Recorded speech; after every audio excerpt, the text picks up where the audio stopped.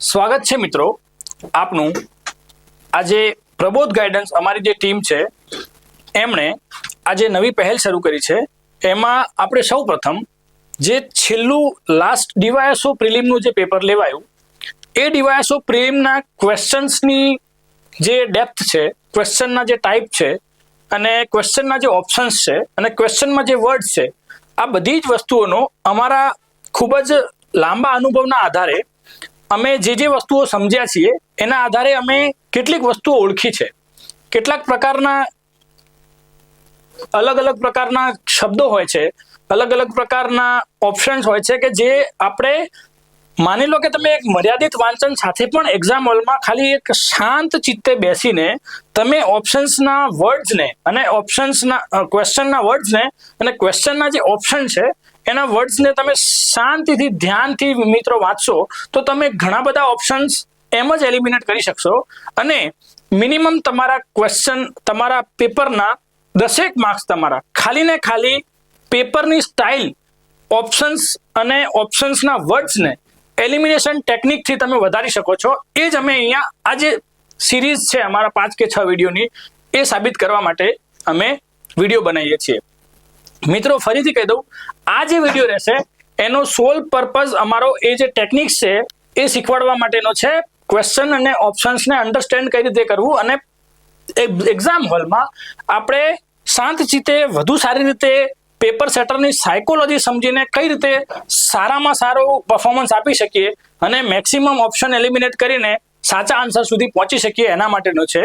જવાબો સમજાવવા માટેનો અથવા જવાબો આપવા માટેનો આ વિડીયો નથી, કેમ કે જવાબો તો જીપીએસસી આપણને PAK જે પ્રોવિઝનલ આન્સર કી છે એમાં આપી જ દીધા છે। ચલો મિત્રો આપણે શરૂ કરીએ।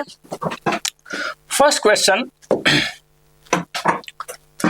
અર્થશાસ્ત્રની મૂળભૂત સમસ્યા વિશે નીચેના વિધાનો ધ્યાને લો।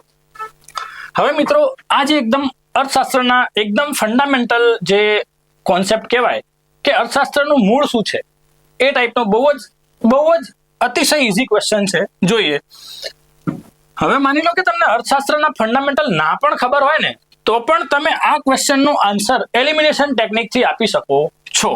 જોઈએ કઈ રીતે। ઓપ્શન 1, અછત એટલા માટે ઊભી થાય છે કારણ કે માનવીની ઈચ્છાઓ મર્યાદિત છે પરંતુ સંસાધનો અમર્યાદિત છે। હવે મિત્રો જે સંસાધનો એટલે કે પેટ્રોલ, ડીઝલ, ગેસ અને એ સિવાય અનેક પ્રકારના સંસાધનો છે। શું સંસાધનો અમર્યાદિત છે એટલે કે ક્યારેય ખૂટે ના એવું છે? તો આપણને સમજાય, સામાન્ય વ્યક્તિને પણ સમજાય કે સંસાધનો અમર્યાદિત નથી। અને બીજા નંબરે માનવીની ઈચ્છાઓ એમણે એવું કીધું કે મર્યાદિત છે। ભાઈ માનવીની ઈચ્છાઓ મર્યાદિત હોત તો કોઈ પ્રશ્ન જ નતો। માનવીની ઈચ્છાઓ અમર્યાદિત છે એટલે જ આટલા બધા સમસ્યાઓ ઊભી થઈ છે। એટલે મિત્રો પહેલો ઓપ્શન આપણને દેખાઈ જાય છે કે આ વિધાન તો ખોટું જ છે। હવે મિત્રો તમે આગળ વાંચવાની પણ જરૂર નથી, તમે જુઓ, માની લો કે આપણે પહેલો ઓપ્શન કાઢી દીધો અથવા પહેલું વિધાન આપણે કાઢી દીધું। હવે પહેલું જો વિધાન ખોટું હોય તો હમણાં આપણે લોકોએ પૂછ્યું છે કે કયા સાચા છે। જો પહેલું વિધાન ખોટું છે દેટ મીન્સ આ ખોટું થઈ ગયો, આ ખોટો થઈ ગયો અને આ ખોટો થઈ ગયો। વધ્યું શું? Option B. હવે માની લો કે તમને મિત્રો ઓપોર્ચ્યુનિટી કોસ્ટ, પસંદગી તમને ના ખબર હોય, પસંદગી કરવાની જરૂરિયાત એ અછતનું સીધું પરિણામ છે એ તમને નથી ખબર, તમે એ કોન્સેપ્ટ નથી ખબર, છતાંય તમે એક સામાન્ય કોમન સેન્સથી આ પ્રશ્ન એલિમિનેશન ટેકનિકથી જવાબ લાવી શકો છો। ચલો એવી રીતે નેક્સ્ટ ક્વેશ્ચન જોઈએ। ભારતમાં નેક્સ્ટ ક્વેશ્ચન છે મિત્રો એ જીપીએસસીએ જ એની આન્સર કીમાં જ કેન્સલ કરી દીધો છે એટલે આપણે એમાંથી આગળ જઈએ। ક્વેશ્ચન નંબર 89, ભારતમાં વસ્તીના વલણો વિશે નીચેના વિધાનો ધ્યાને લો। હવે મિત્રો આ સિરીઝનો આપણો ઉદ્દેશ્ય એ પણ છે કે ક્વેશ્ચન્સના ટાઈપને સમજીને ક્વેશ્ચનની જીપીએસસીના ઘણા બધા છેલ્લા પીવાયક્યુ અમે એનાલિસિસ કર્યા। અમે એ એનાલિસિસના આધારે મિત્રો ઘણી બધી કોમન બેઝિક ઇમ્પોર્ટન્ટ થીમ્સને આઈડેન્ટિફાઈ કરી છે। આજે હું તમને બતાવતો જઈશ, જેમ જેમ આપણે આગળ જઈશું એમ તમને હું જીપીએસસીની ફ્રિકવન્ટલી મતલબ જીપીએસસી જે ટોપિક્સમાંથી, માની લો જીપીએસસીનો ઇકોનોમીનો સિલેબસ તો ઘણો મોટો છે।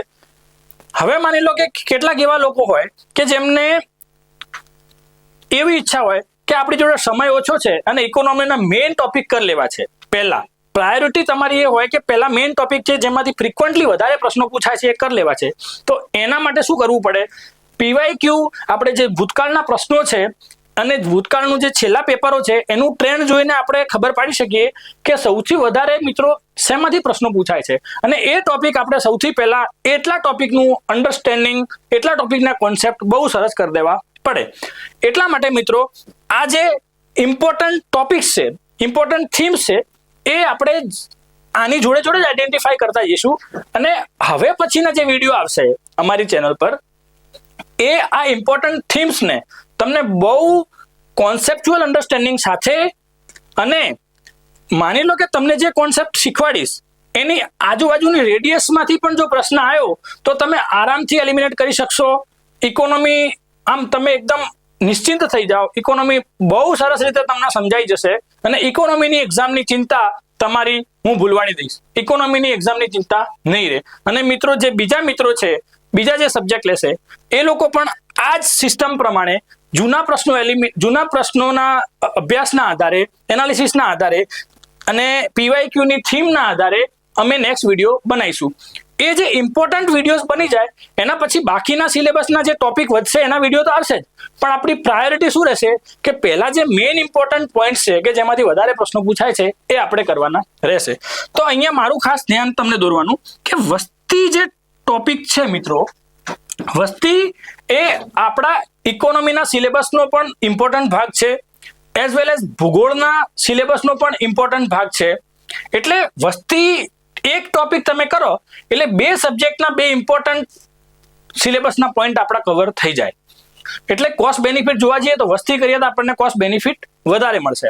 એ સિવાય મિત્રો વસ્તી જે ચેપ્ટર છે અથવા વસ્તીનો જે પોઈન્ટ છે એ વધુ ડિટેલમાં આપણે કરીશું. એનું રીઝન એ પણ છે કે માની લો કે તમારામાંથી જે પણ મિત્રો વસ્તી અત્યારે સારી રીતે કરી લેશે એમને મેન્સમાં બહુ ફાયદો થશે.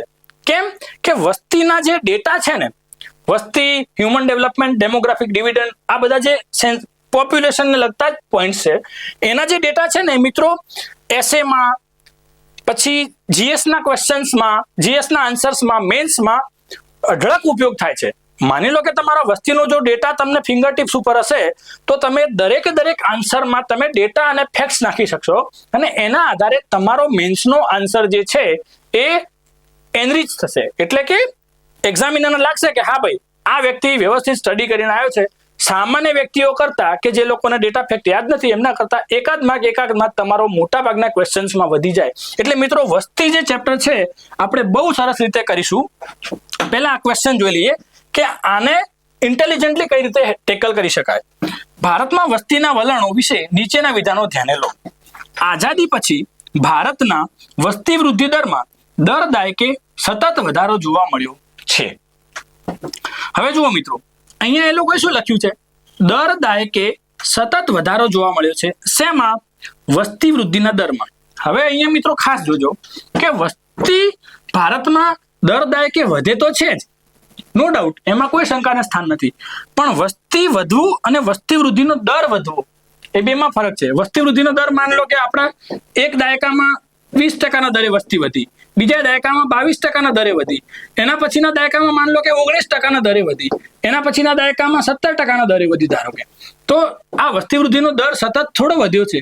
વસ્તી વૃદ્ધિના દરમાં ખાસ કરીને જોઈએ તો 71 થી 81 નો જે દાયકો રહ્યો એના પછી વસ્તી વૃદ્ધિના દરમાં થોડોક ઘટાડો જોવા મળ્યો છે. એટલે આ અહીંયા મિત્રો જે આ પ્રકારના એક્સ્ટ્રીમ વર્ડ્સ હોય, દર દાયકે સતત વધારો જોવા મળે છે, એવા વર્ડ્સ હોય ત્યારે તમારે એમાં ક્વેશ્ચન માર્ક મૂકી દેવાનો કે આ જે વિધાન છે એ શંકાના દાયરામાં છે હાલ. બરાબર.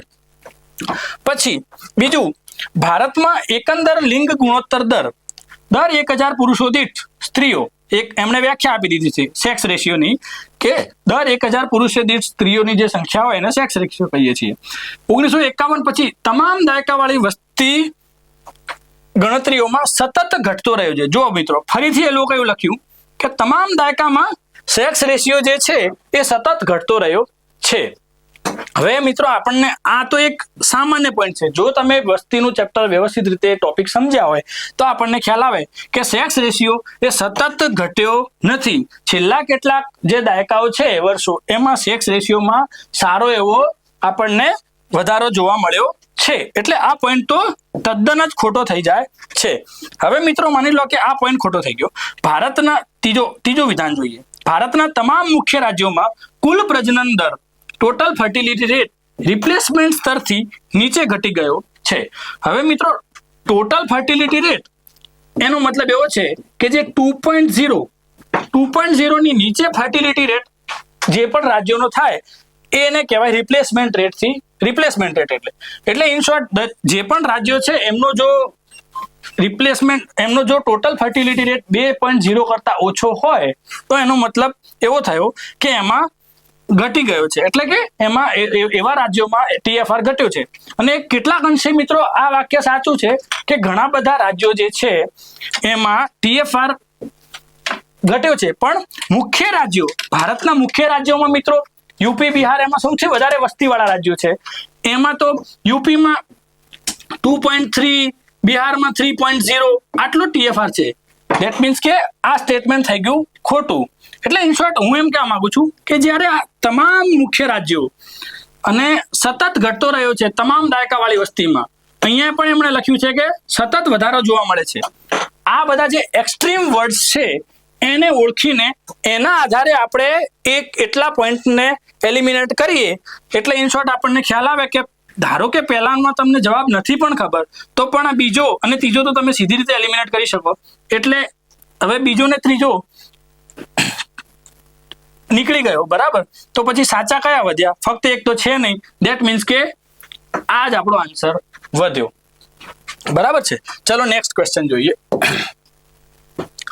ભારતમાં જાહેર દેવા, મિત્રો જાહેર દેવું એ ટોપિક જે છે એ પણ આપણા માટે ખૂબ અગત્યનો છે. બાહ્ય દેવાની સરખામણીમાં ભારતની કુલ જાહેર દેવામાં આંતરિક દેવાનો નોંધપાત્ર મોટો ભાગ છે.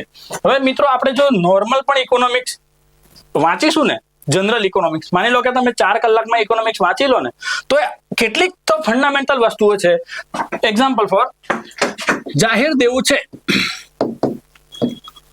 જાહેર દેવાના મિત્રો 2 પ્રકારના ભાગ હોય. એક આંતરિક દેવું અને એક બાહ્ય દેવું. આંતરિક એટલે આપણે જે અહીંયાથી એટલે કે RBI પાસેથી અથવા ઇન શોર્ટ ઇન્ટરનલી ભારતની અંદરથી જ આપણે જે દેવું લઈએ છીએ.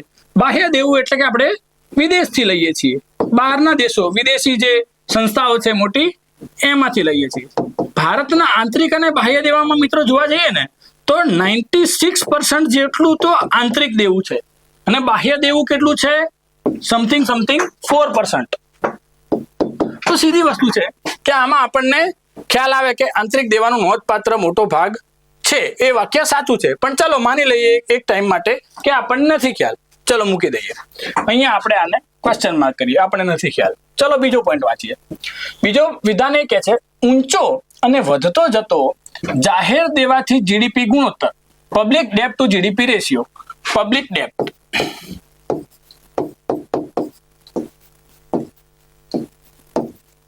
ટુ GDP રેશિયો ભારત જેવી વિકાસશીલ અર્થવ્યવસ્થા માટે તાત્કાલિક રાજકોષીય કટોકટી. આ શબ્દ ઉપર જો મિત્રો તમારું ધ્યાન જતું રહે તો તમે આમાં આન્સર સુધી આરામથી પહોંચી જાઓ. હું એ જ કહેવા માંગુ છું કે આવા જે એક્સ્ટ્રીમ શબ્દ છે કે સડનલી રાજકોષીય કટોકટી એટલે તમારે અહીંયા ફાઇનાન્શિયલ એમરજન્સી આવી જાય. હવે મિત્રો આપણને જો તમે જનરલ ઇકોનોમી થોડું પણ અભ્યાસ કરશો એટલે તમને ખ્યાલ આવી જશે કે આપણો જાહેર દેવાથી GDP નો ગુણોત્તર જે છે એ અત્યારે વધારે છે. આપણે જાહેર દેવાથી GDP નો ગુણોત્તર જે છે એ સમથિંગ 81 થી 82% આજુબાજુ છે. અને આપણો જે FRBM એક્ટ જે છે એને આપણને સજેસ્ટ કર્યું છે કે ભાઈ તમે જે તમારો જાહેર દેવાથી GDP નો જે ગુણોત્તર છે એ 60% આજુબાજુ લાવી દો. પણ અહીંયા આપણે એટલું તો આપણને ખ્યાલ પડે કે ભારત જેવો વિકાસશીલ દેશ છે. માની લો કે કોઈ વ્યક્તિ છે એને વિકાસ કરવો છે તો એ શું કરશે? ક્યાંકથી લોન લેશે, લોન લઈ અને પોતાના બિઝનેસમાં રોકાણ કરશે તો જ એનો વિકાસ થશે ને, કેમ કે એની પાસે નથી પૈસા. હવે ભારત જેવો દેશ જે વિકાસશીલ છે એમની જોડે ઓલરેડી ફાઇનાન્શિયલ કટોકટ મતલબ આપણી જોડે એટલા પૈસા નાણાં નથી કે જેના લીધે આપણે કેપિટલ ઇન્વેસ્ટમેન્ટ ઘણું બધું કરી શકીએ. એટલા માટે આપણે શું કરીએ છીએ, લોન લઈએ છીએ, એટલે જાહેર દેવું આપણું વધે છે. હવે જો આપણા વિકાસ માટે આપણે જાહેર દેવું વધારીએ છીએ તો એના કારણે નો ડાઉટ જીડીપી માં જાહેર દેવા ટુ જીડીપી નો જે ગુણોત્તર છે એ વધે, એટલે દેશની ફાઇનાન્શિયલ સ્થિતિ વૈશ્વિક કક્ષાએ અને આપણી રીતે એટલી બધી સારી તો ના કહેવાય, પણ આપણે દેવું તો વર્ષોથી લેતા આવ્યા છીએ. તો એનો મતલબ એવો તો નથી થયો કે ક્યારેય રાજકોષીય કટોકટી તો આવી જ નથી. એનો મતલબ આપણને ખ્યાલ આવે કે ઊંચો અને વધતો જતો જાહેર દેવાથી જીડીપી નો ગુણોત્તર જે છે એ તાત્કાલિક જાહેર રાજકોષીય કટોકટી તો ના જ લાવે. એ સારી બાબત ના કહેવાય. એક સારી અર્થવ્યવસ્થા માટે દેવું વધવું એ કોઈના માટે સારું ના કહેવાય, પણ એના લીધે તાત્કાલિક રાજકોષીય કટોકટી નથી આવતી. આ તો કેવી વાત છે કે બેંકમાંથી તમે લોન લો તો તમે તાત્કાલિક ભાંગી પડો નહીં. તમે લોન ઘણા સમય સુધી નહીં ચૂકવો તો બેંક તમારી સામે તમને એક્શન લેશે. એટલે ઇન શોર્ટ, ભારત જેવા દેશમાં તાત્કાલિક રાજકોષીય કટોકટી આવે નહીં, એટલું તમને અહીંયાથી સમજાય. એટલે તમે ઓપ્શન 2 સીધો એલિમિનેટ થઈ જાય. હવે મિત્રો ઓપ્શન 2 જો એલિમિનેટ થઈ જાય તો આ ગયું, આન્સર રહ્યો. હવે માન લો મિત્રો તમને માર્કેટ સ્ટેબિલાઇઝેશન સ્કીમ શું છે એ પણ નથી ખ્યાલ, તમને ભારતના જાહેર દેવામાં આંતરિક દેવોના બાહ્ય દેવાના કેટલો પર્સન્ટેજ છે એ પણ નથી ખ્યાલ, પણ તમને જો સામાન્ય રીતે એટલું ખબર પડે, પણ એ આ વસ્તુ સમજાશે ક્યારે કે જ્યારે ઇકોનોમીનું એક લેવલનું ફંડામેન્ટલ બેઝિક નોલેજ હશે ત્યારે. હું એમ નથી કહેતો કે માની લો તમે સીધા જ એક્ઝામમાં જઈને બેસી ગયા અને તમને આવા શબ્દો સમજાશે, એ નહીં થાય. તમારે એક બેઝિક લેવલનું નોલેજ તો જોઈશે જ, અને એના માટે જ આપણે નેક્સ્ટ વિડીયો આ જે થીમ આધારિત વિડીયો લેક્ચર સિરીઝ શરૂ કરવાના છીએ. એમાં આવા જે બેઝિક કોન્સેપ્ચ્યુઅલ ફંડામેન્ટલ છે એ આપણા ક્લિયર થતા રહેશે. ચલો મિત્રો, નેક્સ્ટ ક્વેશ્ચન છે કે સુધારા પછી સમયગાળામાં ભારતના વિદેશ વ્યાપારના વલણો વિશેના નીચેના વિધાનો ધ્યાને લો. જુઓ મિત્રો, ફરીથી એક્સ્ટ્રીમ વર્ડ્સ આવ્યા, ધ્યાનથી જોજો. 1990ના દાયકાથી વૈશ્વિક વ્યાપારમાં ભારતનો હિસ્સો સતત વધ્યો છે. અહીંયા આવો શબ્દ આવે એટલે આપણે સીધું જ ક્વેશ્ચન માર્ક થઈ જવો જોઈએ કે ભાઈ આ શંકાના દાયરામાં છે. નેક્સ્ટ પોઈન્ટ જોઈએ કે છેલ્લા 2 દાયકામાં ભારતના વેપારી માલની નિકાસ અને આયાત બંનેના સંપૂર્ણ મૂલ્યમાં સામાન્ય રીતે ઉર્ધ્વગામી વલણ જોવા મળ્યું છે. જુઓ, એને જ્યારે સાચું સ્ટેટમેન્ટ મૂકવું હશે ને તો એ એક્સ્ટ્રીમ શબ્દ નહીં યુઝ કરે કે હંમેશા. અહીંયા એને શું કર્યું, સામાન્ય રીતે. એટલે બની શકે કે ક્યારેક નિકાસ આયાતમાં વલણમાં નેગેટિવ તરફ પણ જાય, પણ સામાન્ય રીતે હવે આપણને ખબર પડે કે છેલ્લા 2 દાયકામાં જ્યારથી ભારતમાં સુધારા થયા, સામાન્ય વ્યક્તિને ખબર પડે કે સુધારા થયા, એના પછી આપણો વૈશ્વિક વ્યાપારમાં નિકાસ અને આયાત સામાન્ય રીતે તો વધતી જ હોય, એટલે આ સ્ટેટમેન્ટ તો સાચું થઈ જાય. એટલે સ્ટેટમેન્ટ 2 સાચું છે. પછી સેવા ક્ષેત્ર એટલે છે કે સર્વિસ સેક્ટર ભારત માટે ચોખ્ખા વિદેશી હુંડિયામણ કમાનાર અર્નર તરીકે ઉભરી આવ્યું છે. હવે મિત્રો, ઇકોનોમીમાં 3 સેક્ટર હોય, પ્રાથમિક, દ્વિતીયક અને તૃતીયક. પ્રાથમિક એટલે ખેતીવાળું, ખેતી, પશુપાલન. દ્વિતીયક એટલે ઉદ્યોગો, અને તૃતીયકમાં સેવા ક્ષેત્ર આવે. સેવા ક્ષેત્રમાં આપણે બધા જાણીએ છીએ મિત્રો, આઈટી, બેન્કિંગ, આ પ્રકારની બીપીઓ, કેપીઓ સર્વિસીસ. અને ભારતમાં જે આઈટી જે સેક્ટરમાં બૂમ થયું, અને એ બૂમના કારણે બેંગ્લોર, હૈદરાબાદ જેવા શહેરોમાં આઈટીનો ઉદ્યોગ વિકસ્યો, અને આપણે અહીંયા બેઠા બેઠા વિદેશના પ્રોજેક્ટ્સ લઈ અને વિદેશથી ઘણી બધી આવક આપણે અહીંયા લાયા.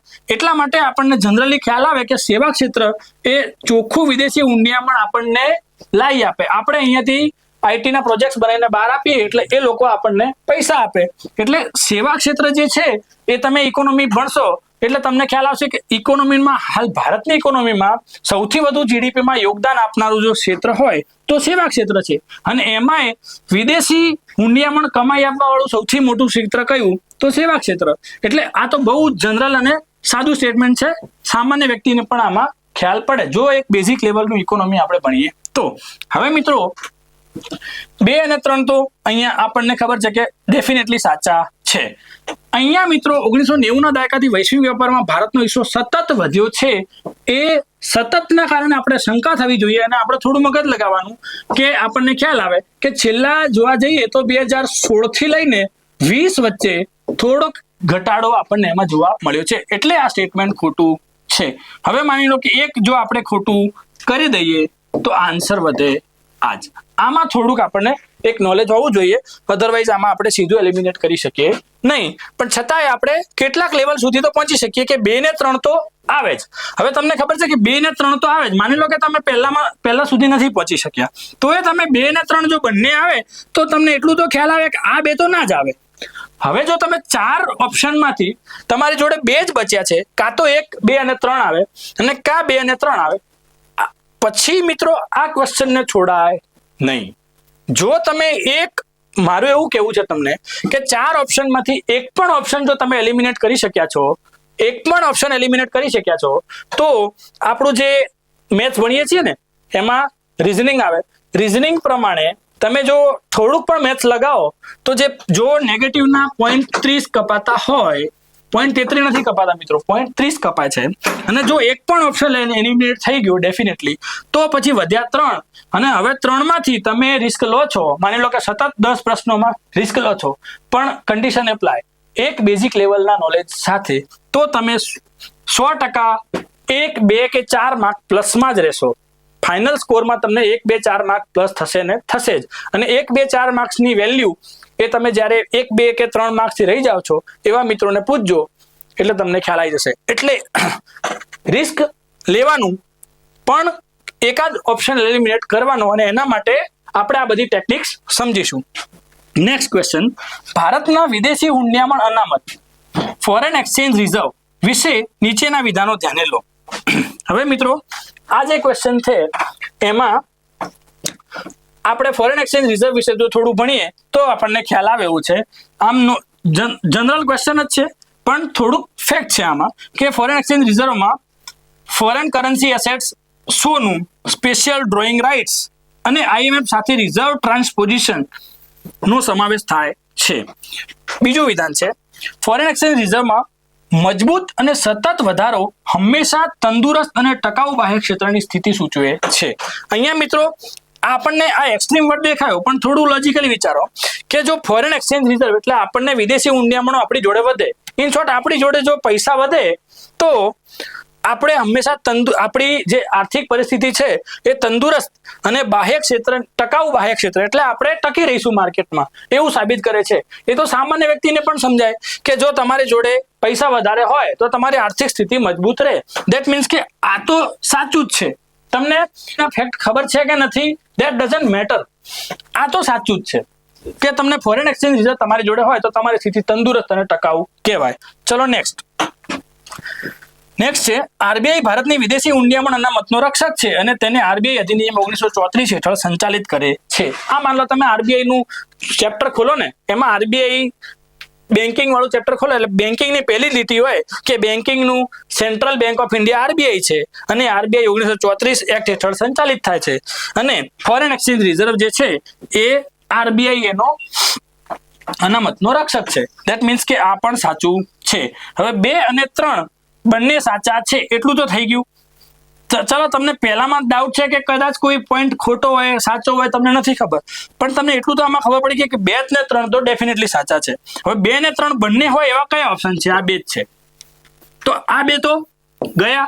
બસ હું તમને આ જ શીખવાડવા માંગુ છું મિત્રો કે તમે એક બેઝિક કોમન નોલેજ સાથે તમે કેટલાક ઓપ્શન તો એલિમિનેટ કરી શકશો, અને પછી તમારે હવે આમાંથી તમારી રીતે થોડુંક રિસ્ક લઈને અથવા થોડુંક વધારે નોલેજ તમારું હશે તો આમ જોવા જઈએ તો બહુ બેઝિક ક્વેશ્ચન છે, એટલો બધો બહુ અઘરો પ્રશ્ન પૂછેલો નથી. ફોરેન એક્સચેન્જ રિઝર્વમાં આટલી વસ્તુ હોય એ તમે થોડું ઇકોનોમી ભણશો એટલે ખ્યાલ આવી જશે. ધેટ મીન્સ કે સીધો તમને આન્સર મળી જશે ઓપ્શન ડી. ચલો નેક્સ્ટ. હવે ગુજરાતની ઇકોનોમીમાંથી પ્રશ્ન છે. હવે મિત્રો ગુજરાતની ઇકોનોમી સિલેબસનો એક પોઈન્ટ છે. ગુજરાતની ઇકોનોમીમાં માન લો કે તમે વાંચવા બેસો તો ઘણી બધી માર્કેટમાં બુકો એવી અવેલેબલ છે કે 100, 150, 200 પેજની બુકો છે. હવે ગુજરાતની ઇકોનોમી મિત્રો એ લોકો ગુજરાતના ઇકોનોમીમાંથી 2 પ્રશ્નો પૂછ્યા છે, પણ તમે 2 પ્રશ્નો જોઈને તમે મને કહેજો કે આ 2 પ્રશ્નોના જવાબ કોઈ ઇકોનોમીની બુકમાં હોવા શક્ય છે અને હોય તો પણ તમે 200 પેજમાંથી 1-2 લીટી કઈ રીતે યાદ રાખશો? એટલે ખાસ હું એ કહેવા માંગુ છું કે ગુજરાતની ઇકોનોમી કે આવા જે પોઈન્ટ છે એના માટે સ્પેશિયલી આપણે 200 પેજની બુકો વાંચવી જરૂરી નથી. ઇકોનોમીના બેઝિક કોન્સેપ્ટ સાથે અને એક સામાન્ય બુદ્ધિ સાથે તમે આના આન્સર આપી શકો છો. જોઈએ, ચલો માની લો કે તમને ઇકોનોમી વધારે જાજુ નથી આવડતું અને ગુજરાતની ઇકોનોમી તમે બહુ ડીપલી સ્ટડી નથી કરી, છતાં આપણે આનો આન્સર લાવવાનો પ્રયત્ન કરીએ. ગુજરાતમાં ખાણકામ અને ઔદ્યોગિક ક્ષેત્ર વિશે નીચેના વિધાનો ધ્યાને લો. ચલો, પહેલો, ગુજરાત ભારતમાં બોક્સાઇટ, ચૂનાના પથ્થર અને લિગ્નાઇટનું મુખ્ય ઉત્પાદક છે. બરાબર. ચલો, આપણને માની લો કે ગુજરાતની ઇકોનોમી વિશે એટલું બધું ખ્યાલ નથી, આપણે આને હાલ સાઈડમાં મૂકી દઈએ કે ભાઈ ઓપ્શન 1 શું છે, અમે એક્ઝેક્ટલી ના કહી શકીએ કે બોક્સાઇટ, લાઇમસ્ટોન, ઇગ્નાઇટ વિશે અમને બહુ ખબર નથી. ચલો સાઈડમાં. બીજો, રાજ્યની ઔદ્યોગિક નીતિ, ધ્યાનથી વાંચજો. ગુજરાત રાજ્યની ઔદ્યોગિક નીતિ મુખ્યત્વે મોટા પાયાના ઉત્પાદન એકમો પર ધ્યાન કેન્દ્રિત કરે છે, જેમાં સૂક્ષ્મ, લઘુ અને મધ્યમ ઉદ્યોગો માટે મર્યાદિત સમર્થન છે. હવે મિત્રો, એક ઇકોનોમીના થોડાક રીડિંગ સાથે આપણને એટલું ખ્યાલ આવી જાય કે ભારતની ઇકોનોમી માટે હાલમાં જોવા જઈએ તો જો ઉદ્યોગ સેક્ટર, તમે માન લો ઔદ્યોગિક નીતિ બનાવતા હોય, ઉદ્યોગ સેક્ટરમાં સૌથી મહત્વનું સેક્ટર જો કોઈ છે તો એ એમએસએમઈ છે. આ જે સેક્ટર છે એ સૌથી વધુ રોજગારી આપે છે. આ સેક્ટર છે એ સૌથી વધુ ગરીબી ઉન્મૂલનમાં મોટો ભાગ ભજવે છે. આ સેક્ટર છે એ ખૂબ મોટા નિકાસ માટે જવાબદાર છે. હવે તમે ખૂબ મોટો નિકાસ જો આ સેક્ટરથી થતો હોય તો આ સેક્ટર આપણને ફોરેન એક્સચેન્જ રિઝર્વ પણ સારું એવું અપાવશે. હવે મિત્રો, જો આટલો ઇમ્પોર્ટન્ટ જો કોઈ સેક્ટર હોય અને રાજ્ય એની પોતાના ઉદ્યોગોના વિકાસ માટે નીતિ બનાવતું હોય તો શું કોઈ રાજ્ય એ જે સેક્ટર છે એનું સમર્થન મર્યાદિત કરી દેશે એની પોલિસીમાં? આટલું તો આપણને ખ્યાલ આવે કે જે સૌથી ઇમ્પોર્ટન્ટ સેક્ટર છે અને એના જ માટે મતલબ ઉદ્યોગો માટે જ આપણે પોલિસી બનાવીએ છીએ, તો ઉદ્યોગનો જે મેઇન સેક્ટર જે છે એમએસએમઈ સેક્ટર, આ જે સૂક્ષ્મ, લઘુ અને મધ્યમ ઉદ્યોગોનું, એનું સમર્થન તમે થોડું મર્યાદિત કરશો. ઉલટાનું સૌથી વધુ સમર્થન એ પ્રકારના ઉદ્યોગોને હશે. તો આ તો આપણને દીવા જેવું એને દીવો કરીને બતાવ્યું છે કે આટલું તો તમને ખબર પડવી જ જોઈએ. અહીંયા મિત્રો પેપર સેટર તમને તમારું બેઝિક કોમન સેન્સ ચેક કરે છે કે તમને આટલું ખબર પડે છે કે નહીં. હવે આના માટે જરૂરી નથી કે તમે ગુજરાતની ઔદ્યોગિક નીતિ આખી વાંચવી પડે. ગુજરાતની ઔદ્યોગિક નીતિ અથવા ગુજરાત માટે 200 પેજ ઇકોનોમીના વાંચવાની બિલકુલ જરૂર નથી. તમને ખાલી આટલું જનરલ કોમન સેન્સ ખબર પડવી જોઈએ. તો મિત્રો માની લો કે ઓપ્શન 2 અહીંયા આપણે ઇઝીલી એલિમિનેટ કરી શકીએ છીએ. હવે આગળનું મારે વાંચવો પણ નથી. ઓપ્શન 2 ગયો આન્સર. બસ હું આ જ વસ્તુ કહેવા માંગુ છું થ્રુ આઉટ ધ વિડીયો. મિત્રો, આપણે આ જ સમજવાનું છે. ચલો નેક્સ્ટ. હવે હજી માની લો કે તમે ગુજરાતની ઇકોનોમી 200 પેજ કે 100 પેજ નથી વાંચ્યા, ગુજરાતની ઇકોનોમીને અડ્યા પણ નથી, ખાલી ઇકોનોમીનો બેઝિક તમને કોન્સેપ્ટ ખબર છે. ચલો, ગુજરાતના આર્થિક અને સામાજિક માળખાકીય વિકાસ પ્રત્યેના અભિગમને ધ્યાનમાં લેતા ગુજરાત સરકારે માળખાકીય પ્રોજેક્ટ્સ માટે જાહેર ખાનગી ભાગીદારી, પબ્લિક પ્રાઇવેટ પાર્ટનરશિપ મોડેલનો વ્યાપકપણે ઉપયોગ કર્યો છે. ચલો, અત્યારે આપણે આને મૂકી દઈએ. માની લો કે તમને આટલું ડિટેલમાં નથી ખબર કે ગુજરાતે માળખાકીય પ્રોજેક્ટ માટે આનો ઉપયોગ કર્યો છે કે નહીં, પીપીપી નો. ચલો, રાજ્યમાં ક્લાઇમેટ ચેન્જ માટે સમર્પિત વિભાગ છે જે કૃષિ અને દરિયાકાંઠાના વિસ્તારો સહિત વિવિધ ક્ષેત્રો પર તેની અસરને ઘટાડવા માટે નીતિઓ અમલમાં મૂકે છે. ચલો, માની લો કે આપણને આ પણ નથી ખબર.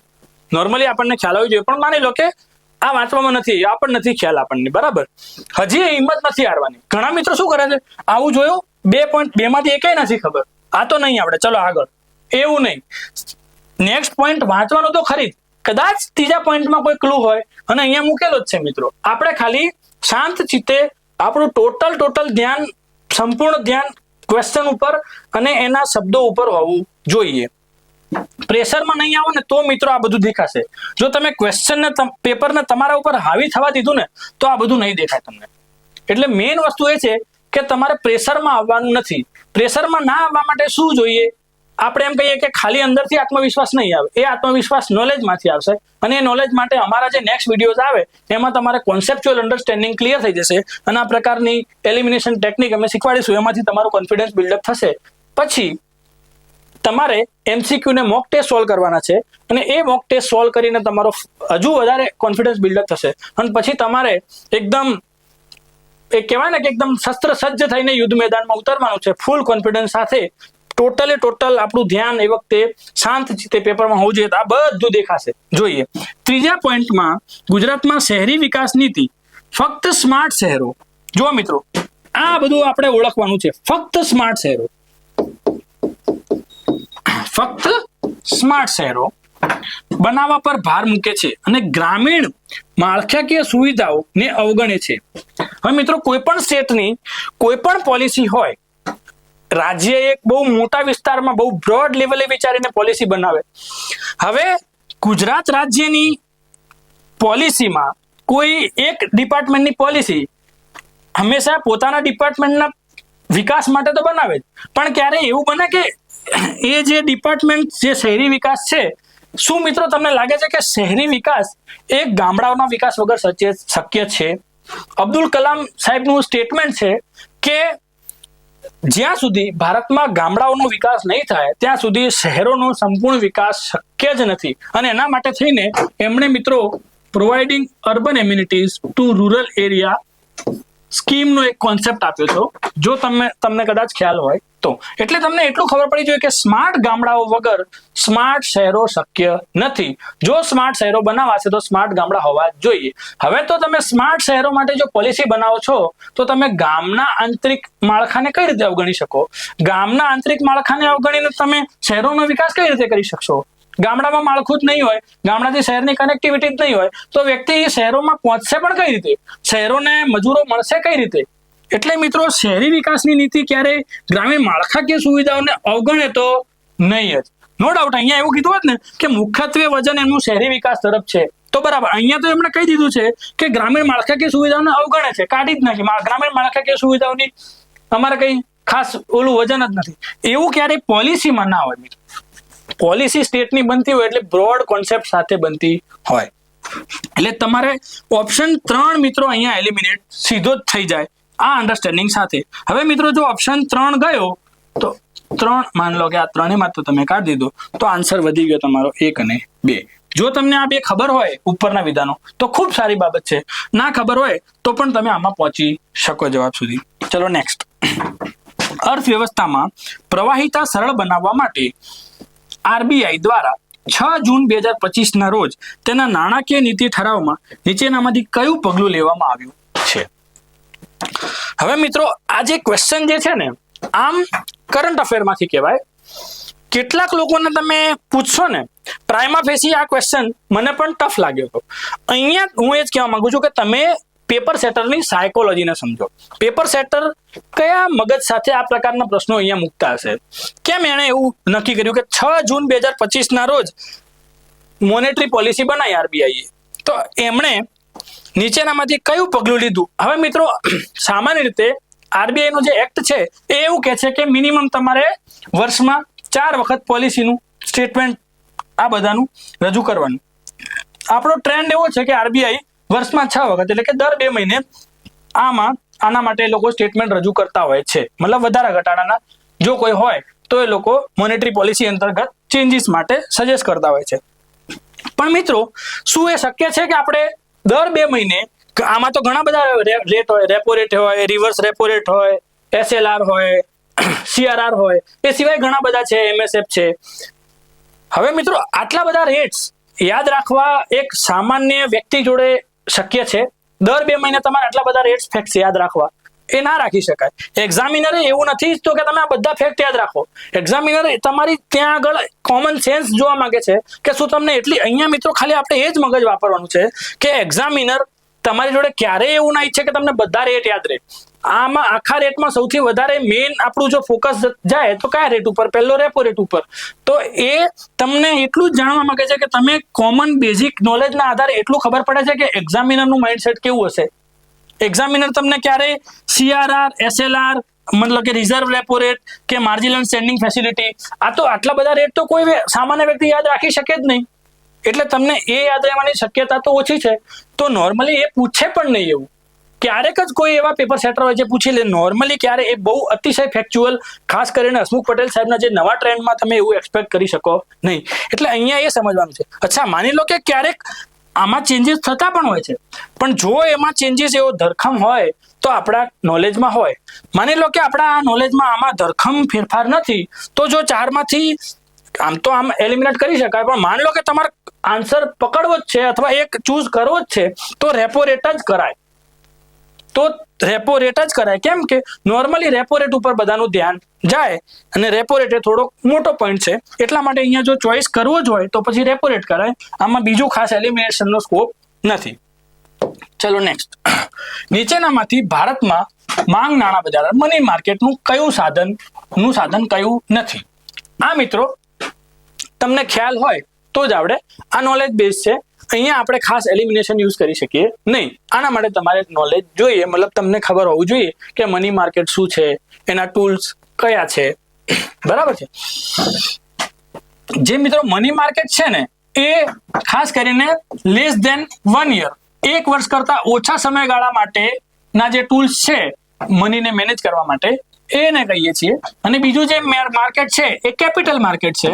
કેપિટલ માર્કેટ એટલે 1 વર્ષ કરતા વધુના સમયગાળા માટે, 1 વર્ષ કરતા વધુના સમયગાળા માટે આપણે યુઝ કરીએ છીએ. તો અહીંયા જે તારીખવાળી જે ડેટેડ સિક્યુરિટી છે ને, એ કેપિટલ માર્કેટનું ટૂલ છે.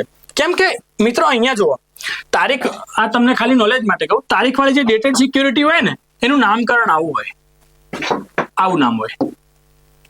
અહીંયા આપણે સામાન્ય રીતે ડેટેડ સિક્યુરિટી એટલે કે આનું કોન્સેપ્ટ સમજીએ. આજે 7.10% ગવર્મેન્ટ ઓફ ઇન્ડિયા 2034 આવું લખેલું હોય, એનું નામ આવું હોય. એનો મતલબ કે આ એવી સિક્યોરિટીઝ છે, આ એવા બોન્ડ છે કે જેના પર તમને, માની લો કે 1 લાખ રૂપિયાનો બોન્ડ છે, 1 લાખ રૂપિયાનો બોન્ડ, 1 લાખ રૂપિયાની સિક્યોરિટી છે, ગવર્મેન્ટ સિક્યોરિટી, જે તમને સરકાર એવું કહે છે કે તમે ખરીદો. બરાબર. તમે એના બદલે સરકારને માની લો કે 1 લાખ રૂપિયા આપો છો. તો આ જે 1 લાખ રૂપિયા ઉપર તમને સરકાર 2034 સુધી 7.10% લેખે, એટલે કે તમને 7100 રૂપિયા વ્યાજ દર વર્ષે આપતી રહેશે. અને 2034માં તમે આ ગવર્મેન્ટ સિક્યોરિટી સરકારને પાછી આપો એટલે સરકાર તમને તમારા 1 લાખ રૂપિયા પાછા આપે. એટલે ઇન શોર્ટ આ 1 વર્ષ કરતા લાંબા સમયગાળા માટેનું ટૂલ છે. આ બધા જે ટૂલ્સ છે એ 1 વર્ષ કરતા ઓછા સમયગાળા માટેના ટૂલ છે. એટલે આ મની માર્કેટના સાધનો છે.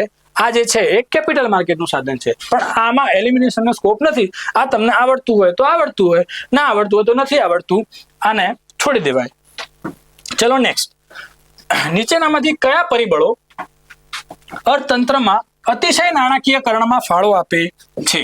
હવે મિત્રો, અતિશય નાણાકીયકરણ એનો એક મતલબ શું થાય કે નોર્મલી કેવું હોય, સામાન્ય રીતે અર્થતંત્રના જે મેઇન જે ભાગ કહેવાય એ શું છે તો કૃષિ, પછી ઉદ્યોગો. બરાબર. લોકો નોર્મલી કૃષિમાં, ઉદ્યોગોમાં એમાં પૈસા રોકતા હોય અને દેશનો વિકાસ થાય. પણ અતિશય ફાઇનાન્શિયલાઇઝેશનનો મતલબ એવો થાય કે લોકો કૃષિ, ઉદ્યોગો, આવા જે રેગ્યુલર ડેલી જે મતલબ રેગ્યુલર ઇન્વેસ્ટમેન્ટના જે સોર્સિસ છે ને, એના બદલે ઝડપી પૈસા કમાવા માટે થઈને શેર માર્કેટ, ડિબેન્ચર દ્વારા, ડેરિવેટિવ્સ દ્વારા, અને માની લો કે કોઈ પ્રોપર્ટી ખરીદી લે, એટલે આ પ્રકારના મોટી મૂડીમાં રોકાણ કરી દે. આ પ્રકારની મૂડીમાં રોકાણ કરીને ઝડપી રૂપિયા કમાવા માટેનું એક પૈસા ડાયવર્ટ થાય. પૈસા આપણા આ જે ઇકોનોમી પાછળ યુઝ થતા હોય, આ સેક્ટર પાછળ, એના બદલે મૂડી જે માની લો કે પ્રોપર્ટી છે, દુકાન છે, જમીન છે, કે શેર છે, આઈપીઓ છે, આ બધી વસ્તુમાં પૈસા ડાયવર્ટ થાય વધારે, જે અર્થતંત્ર માટે સારી બાબત ના કહેવાય. એ આપણને કોન્સેપ્ટ જો ખ્યાલ હોય તો આપણે આનો આન્સર લખી શકીએ કે આવું ક્યારે થાય કે અર્થતંત્રમાં અતિશય નાણાકીયકરણમાં ફાળો આપે છે કયા પરિબળો? તો પહેલું, છૂટક રોકાણકારો દ્વારા શેર બજારમાં ભાગીદારીનું ઝડપી વિસ્તરણ થાય. સાચી વાત છે કે છૂટક રોકાણકારો જે હોય એ શેર બજારમાં રોકાણ કરે, એમના પૈસા જે છે એ જે સામાન્ય રીતે પડ્યા હતા એ લોકો શેર બજારમાં રોકી દે, અથવા કૃષિમાંથી કે ઉદ્યોગોમાંથી ઉઠાવીને શેર બજારમાં રોકીને વધુ વ્યાજ અથવા વધુ જલ્દી વિકાસ કરવા માંગે. બીજો પોઈન્ટ છે આર્થિક વિકાસ માટે સંપત્તિના ભાવ વધારા પર નિર્ભરતા. એટલે ઇન શોર્ટ એ લોકો પ્રોપર્ટીમાં ઇન્વેસ્ટ કરે અને પ્રોપર્ટીમાંથી જે ભાવ વધારો મળે, જે નોર્મલી અત્યારે આપણે ધીમે ધીમે ટ્રેન્ડ જોઈ રહ્યા છીએ કે લોકો પ્રોપર્ટીમાં ઇન્વેસ્ટમેન્ટ કરીને ઝડપી પૈસા કમાવાનું એક વલણ વધ્યું છે. એટલે આ પણ સાચું છે. અને બજારમાં રોકાણ કરતા બેંક ડિપોઝિટમાં ઘરગથ્થુ બચતમાં વધારો. હવે મિત્રો જુઓ, આપણે વાત થઈ ને કે આ તો કેવી વાત થઈ કે બેંક ડિપોઝિટમાં ઘરગથ્થુ બચતમાં વધારો, એટલે કે તમે જે સેવિંગ એકાઉન્ટમાં તમારા પૈસા મૂકો છો કે એફડી કરો છો બેંકમાં, સામાન્ય આ તો જનરલી તમે આ રીતે મૂકતા જ છો, પણ આને ફાઇનાન્શિયલાઇઝેશન કહી શકાય નહીં. આનાથી તમારા પૈસા ઝડપી વધવાના નથી. એટલે કે આ સ્ટેટમેન્ટ ખોટું છે. હવે મિત્રો માની લો કે આ સ્ટેટમેન્ટ ખોટું હોય તો આ આન્સર ક્યારેય આવે નહીં. જીપીએસસીએ અત્યારે PAK માં આ આન્સર આપ્યો છે, પણ એકચ્યુઅલી આનો આન્સર સાચો આન્સર આ થાય છે. એટલે FAK માં બદલાશે, એની આપણે રાહ જોઈ. અત્યારે મેં તમને ખાલી આ ટૂંકમાં ફાઇનાન્શિયલાઇઝેશન કીધું. આપણે પછી ભવિષ્યમાં જ્યારે સબ્જેક્ટ ભણશું ત્યારે એક્સેસિવ ફાઇનાન્શિયલાઇઝેશન ડીપમાં ભણશું. Next, debt to GDP ratio હમણાં જ આપણે આગળ જોયું માં વધારાની નીચેની અસરોને ધ્યાને લો.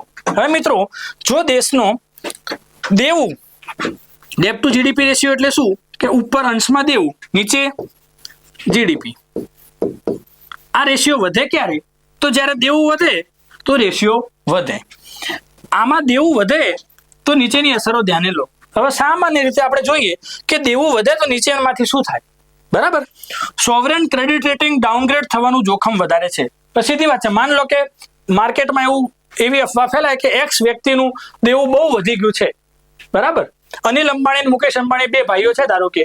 હવે માર્કેટમાં બધાને ખ્યાલ છે કે અનિલ અંબાણી ખૂબ મોટા દેવામાં છે.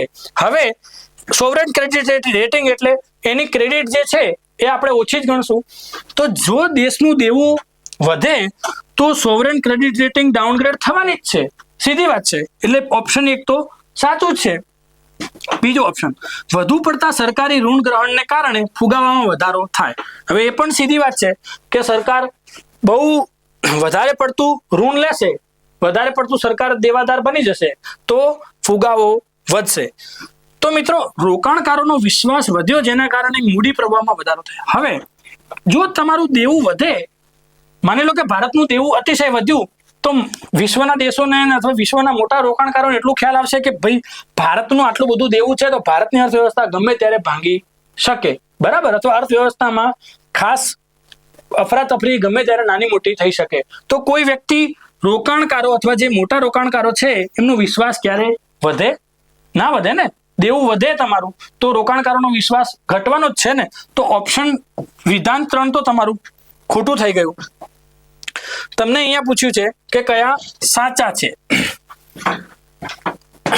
તો મિત્રો માની લો કે પહેલું અને બીજું બંને સાચા છે. અહીંયા ઓપ્શન આપ્યો છે આપણને ફક્ત 2. ધેટ મીન્સ કે આ આન્સર પણ ખોટો છે.